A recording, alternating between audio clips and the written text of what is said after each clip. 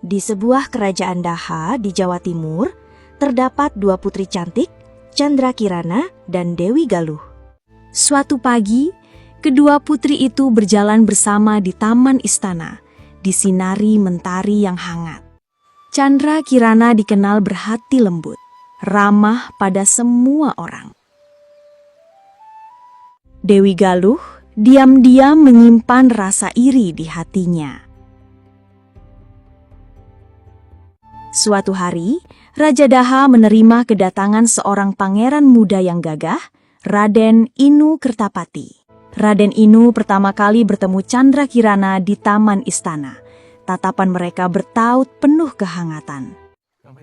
Dari pertemuan itu, mereka duduk berdua di taman dan mulai memiliki kedekatan satu sama lain. Beberapa hari kemudian, Raden Inu menghadiahkan sehelai kain batik indah untuk Candrakirana.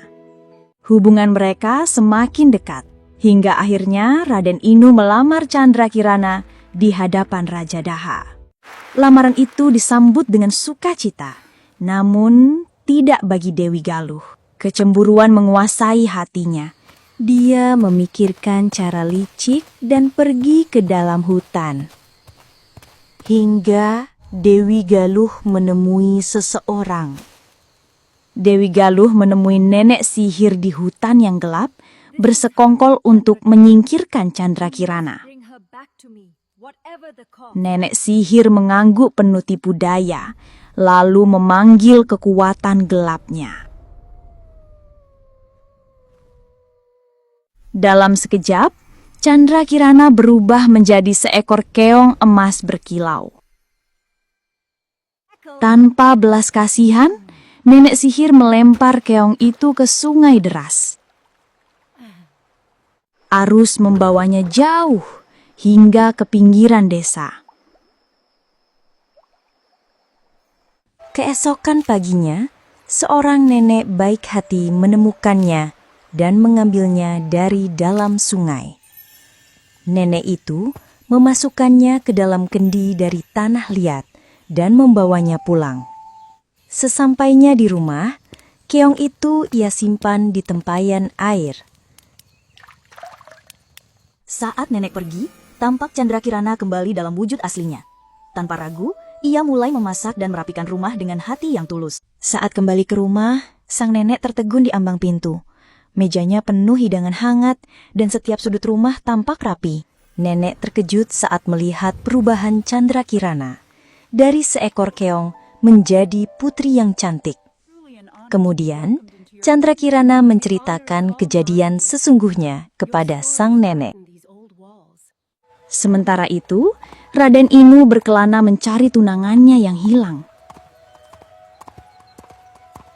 Di perjalanan, ia bertemu seekor burung gagak yang mencoba menyesatkannya. Untunglah seorang kakek bijak mengusir gagak itu dan memberi petunjuk menuju desa nenek baik hati. Raden Inu menunggangi kuda melewati lembah dan persawahan menuju desa tersebut. Ia tiba di desa, disambut ramah oleh para penduduk. Di depan rumah sederhana, nenek baik hati membukakan pintu untuknya. Matanya terbelalak saat melihat Candrakirana sedang memasak di dapur. Raden Inu memeluk Candrakirana erat, tak ingin berpisah lagi. Dengan gemetar, diceritakan semua yang telah terjadi. Raden Inu marah. Amarahnya sulit dibendung. Candrakirana mencoba menenangkan. Namun, tiba-tiba, ia kembali menjadi keong emas. Dengan pusaka kerajaan, ia membatalkan sihir yang mengikat sang kekasih, mengembalikan wujudnya sepenuhnya. Tangis bahagia pecah. Mereka bertiga saling berpelukan.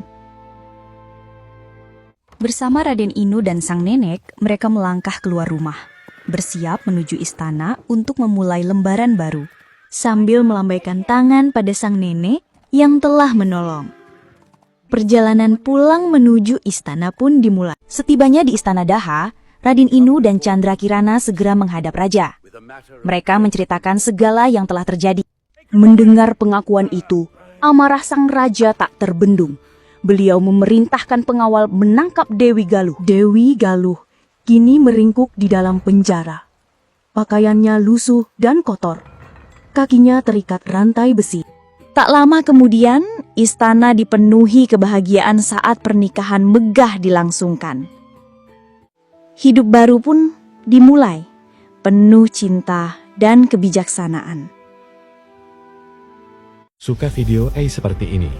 Jangan lupa like, komen, dan subscribe.